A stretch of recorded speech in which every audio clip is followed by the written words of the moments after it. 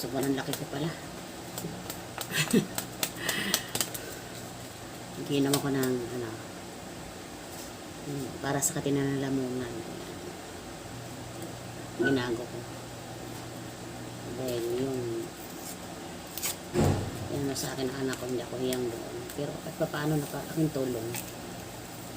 Dito kasi sa dalawang inuman ko lang ano na nawala na yung katinanalamunan ko. Baka naka-recover na. Ano lang yan sa ano. Busog naman ako yun. Kumain ako kanina. Sa pwede namang ano, malamig na tubig. Eh, nasanay kasi ako sa ligang ko.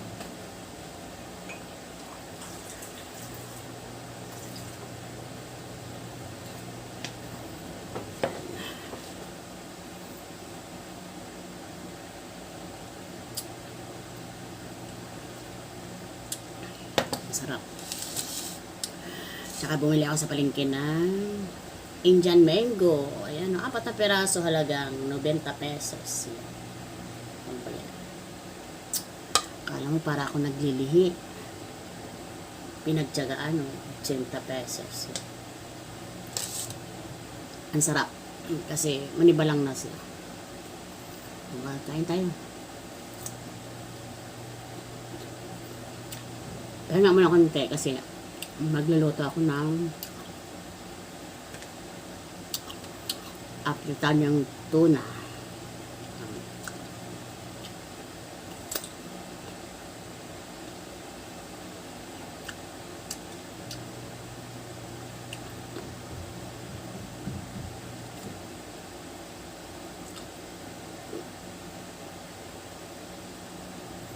Off ko ngayon. Kahapon pa. Kaya panawa ako tutulog. Kahapon alas 6 lang ako natulog. Tapos nagising ako ng mga 11. Nakatulog siguro ako mga bandang alas 4 na yata. Nasana yung ano, yung routine ng mata ko na gising ako sa gabi.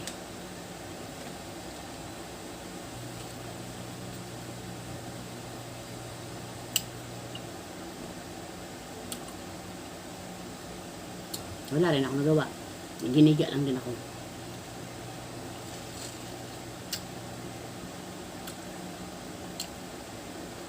Sarap ng mangga. Kain tayo.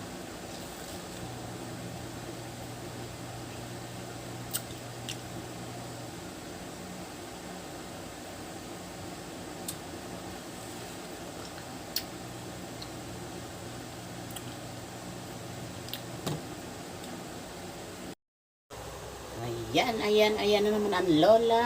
Magluluto na naman ng aming ulam. Diba? Pero hindi naman ko talaga makakain ng maayos na dahil alam akong hilig sa pagkain. Pero ako ay nananaba. Diba? Ayan, magpapainit na po tayo. Dito na aking mga ingredients na ano ko na-fry ko na yung kanina. Ngayon, hiniwa-hiwa ko tong tuna. Tinamad ako nung huli, kaya malalaki. Yung iba.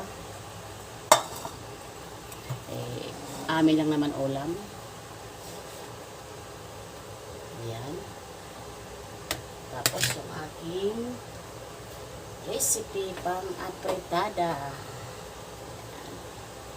Dalawa. Ay.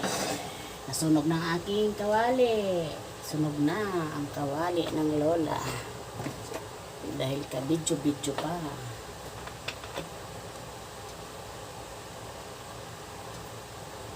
Ito mantika lang.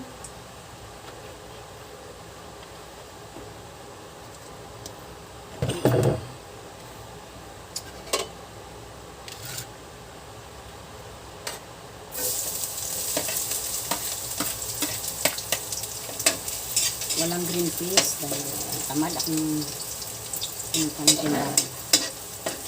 Hindi naman dinala dito sa akin. May paasok si Oreg kaya walang mautusan.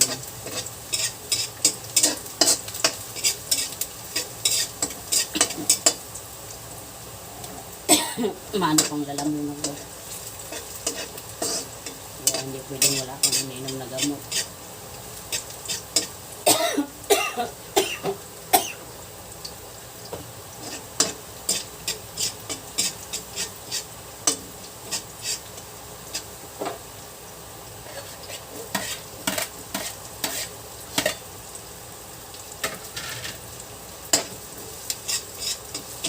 Hindi naman kami naman ng antibiotic. Basta yun lang yung explain na yun.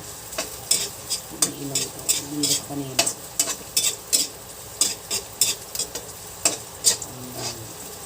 Tanggal katigin hawa sa lalamunan.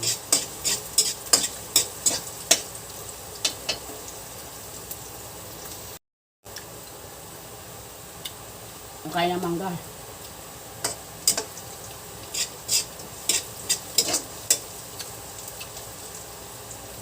Habang nagluluto.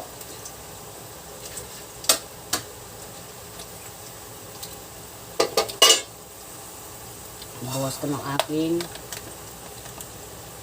tuna na fry lahat. Hindi sa mga bata.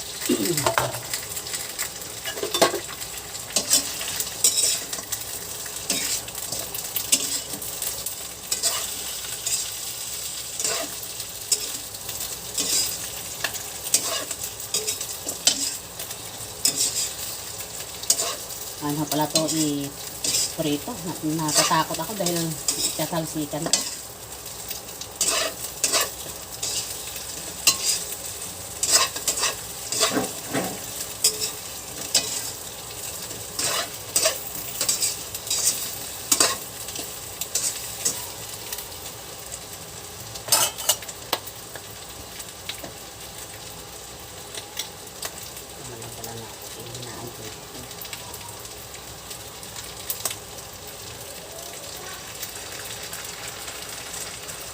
Lagyan ko ng sili para medyo may anghang ng konti. Yan ang mga gusto nila, yung kumakagat-gat.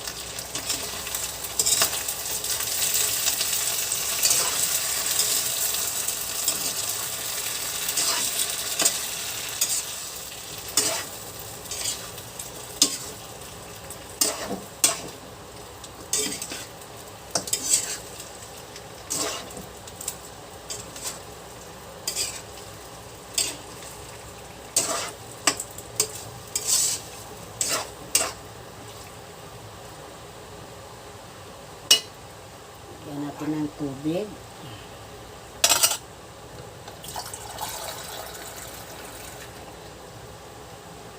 Saan ko na apoy?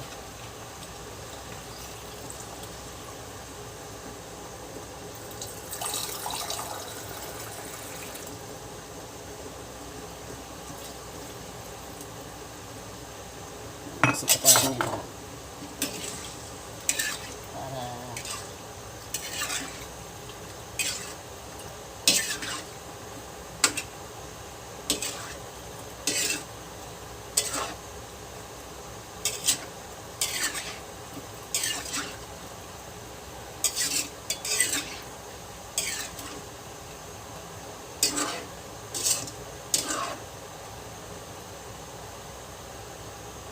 dagan pa ng konti.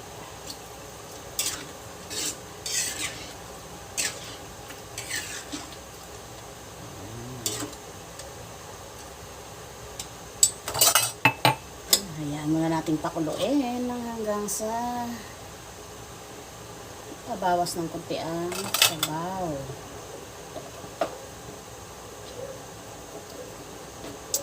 Kain naman muna ko ng John Mango hanggang sa maubos ko yung 4 na piraso. So, ayan na. Lutong-luto na. Ayan, mapaparami naman ang kain tong aking mga anakis. Ayan.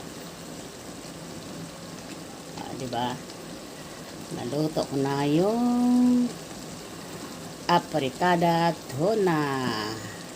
Ayan na. Hi, Suwi ng Katigas vlog. Subscribe kayo. Opo. Ate Nerma, thank you sir ha. Salamat po. God bless you. All your